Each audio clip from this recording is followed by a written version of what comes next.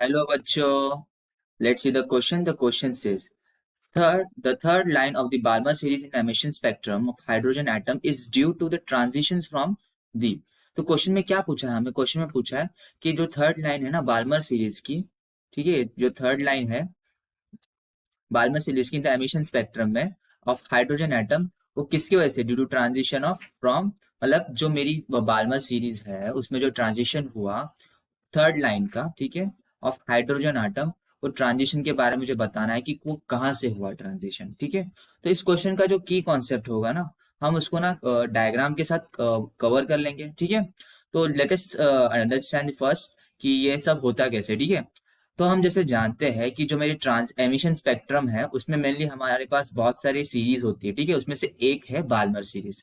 अगर हम उसका पैटर्न देखें तो सबसे पहले आता है लाइमन, बाल्मर, ब्रैकेट, सॉरी पैश्चन, फिर ब्रैकेट और फिर पी फंड आता है। तो मेनली हम ये पांच के बारे में ही स्टडी करते हैं।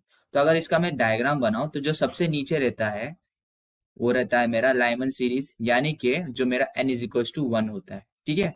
मतलब अगर कोई भी इलेक्ट्रॉन्स कहीं से भी आ रहा है, n इज इक्वल टू 2 से लेके इन्फिनिट तक कहीं से भी अगर मेरा इलेक्ट्रॉन अगर मेरे इस बैंड पे आ रहा है, n इज इक्वल टू 1 पे अब आ रहा है, तो इसको मैं बोलूंगा लाइमन। यहाँ पे लिखता हूँ लाइमन सीरीज, ठीक है, लाइमन सीरीज में आ जाता है, ठीक है ये। सिमिलरली जैसे सेकंड, जैसे फर्स्ट के लिए लाइमन सीरीज हो जाता है, सेकंड के लिए क्या हो जाता है? सेकंड के लिए हो जाता है ये मेरा n इज इक्वल टू 2, ठीक है। n इज इक्वल टू 2 के लिए क्या हो जाएगा? अगर मेरा कोई भी atom n is equal to 3 से, यानी कि यहाँ से कहीं से 3 से इंफिनिटी के बीच में होगा इलेक्ट्रॉन, सॉरी, तो और वो इस पे आ रहा है, n इज इक्वल टू 2 पे आ रहा है, तो उसको हम लोग कौन सी सीरीज में गिनेंगे? उसमें हम लोग गिनेंगे बाल्मर सीरीज, ठीक है। सिमिलरली थर्ड मेरी सीरीज कौन सी है? n इज इक्वल टू 3 में, n इज इक्वल टू 3 में मेरी है पैश्चन सीरीज, ठीक है। n इज इक्वल टू 4 में है ब्रैकेट सीरीज, और फाइनली हमारा n इज इक्वल टू 5 पे कौन सी सीरीज है? पी फंड, ठीक है।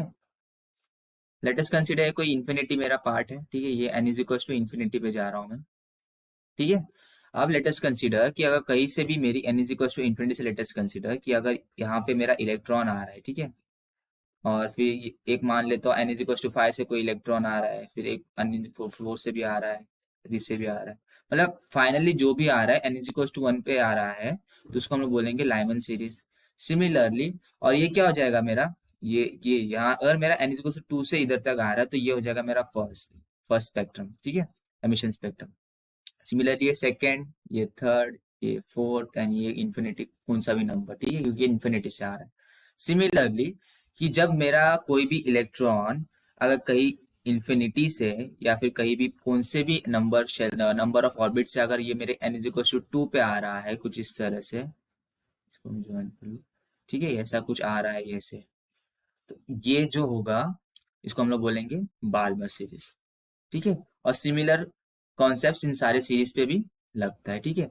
बट हमें क्वेश्चन में क्या पूछा गया था? क्वेश्चन में पूछा गया था कि जो मेरी बाल्मर सीरीज के लिए जो थर्ड लाइन है वो मुझे बताओ कहाँ से आ रही है और कहाँ पे जा रही है, ठीक है। और ऑप्शन भी मुझे उसी अकॉर्डिंग दिए गए। तो देखिए, तो ये मेरा 1 हो गया, ठीक है। सिमिलरली ये मेरा 2 हो गया और ये मेरा 3 हो गया। जो थर्ड वाली लाइन है ना, वो कहाँ से आ रही है? वो n इज इक्वल टू 5 से आ रही है। कहाँ पर जा रही है? n इज इक्वल टू 2 पे जा रही है, ठीक है। तो अगर ये ऑप्शन, अगर ऑप्शन में देखें हमें, तो from fifth Bohr orbit to second Bohr orbit, तो ये हमारे कॉन्सेप्ट से मैच कर रहा है। तो मेरा इस क्वेश्चन का आंसर हो जाएगा ऑप्शन नंबर बी, ठीक है। Hope you understand this question. Best of luck, thank you.